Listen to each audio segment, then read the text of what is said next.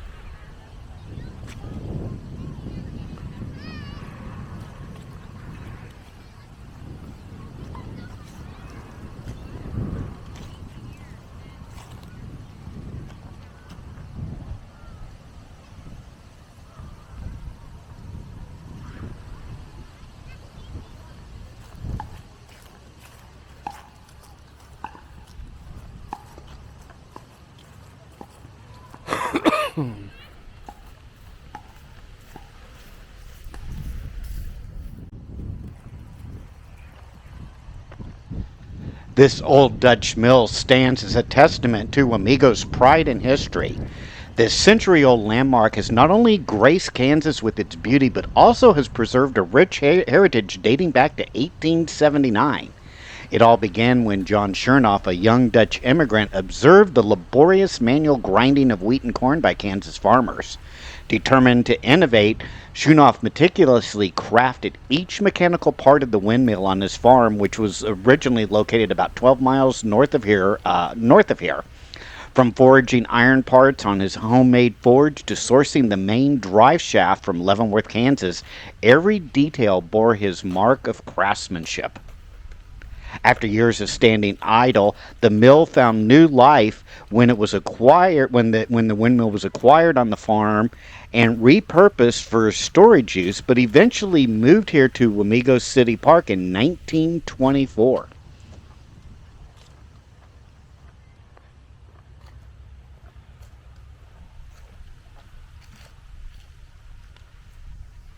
The Wamego Historical Museum and Prairie Town offers us a glimpse into the area's past through a series of preserved and relocated historic buildings. The village includes a log cabin, the original 1872 Pottawatomie County Jail, the Wamego Telephone Exchange building, and a general store that was moved from Flush, Kansas. There's also a fully restored one-room schoolhouse. The museum preserves much of what the buildings look like in and around Wamego from the early 18 or mid 1800s up to about the early 1900s. One of the centerpieces of the museum is the historic Ames House Hotel, which was one of Kansas's earliest hotels. Artifacts inside that museum include a register featuring names like Cornelius Vanderbilt, P.T. Barnum, and John Jacob Astor, as well as a dining room table, a key, mail slots, and other various things from the hotel when it was originally built. As we walk around, we'll also see that military history is honored with various different types of objects around the grounds of the museum.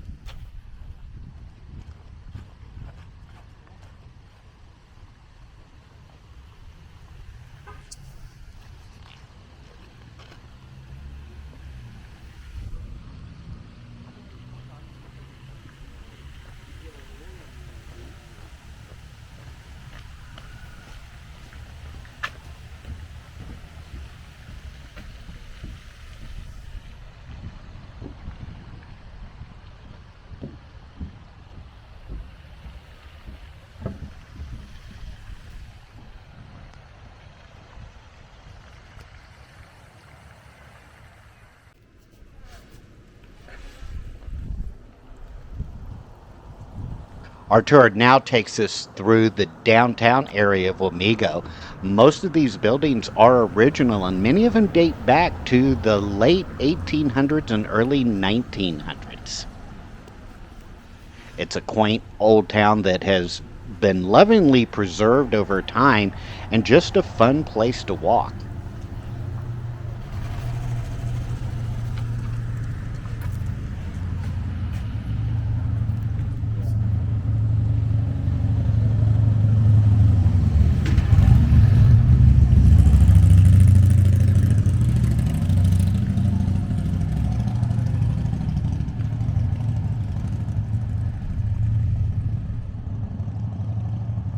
One of the more historic buildings in the downtown area is the Columbian Theater.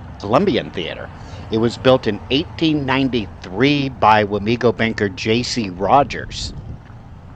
It was inspired by the grandeur of the 1893 World's Columbian Exposition in Chicago, which commemorated the 400th anniversary of Columbus's voyage. Rogers set out to recreate a piece of that magic here in his small hometown. In the late 19th and early 20th centuries, the Columbian Theater served as a bustling center for community life. It offered vaudeville performances, masquerade balls, and much more. It has been maintained throughout the years and is still used for various productions.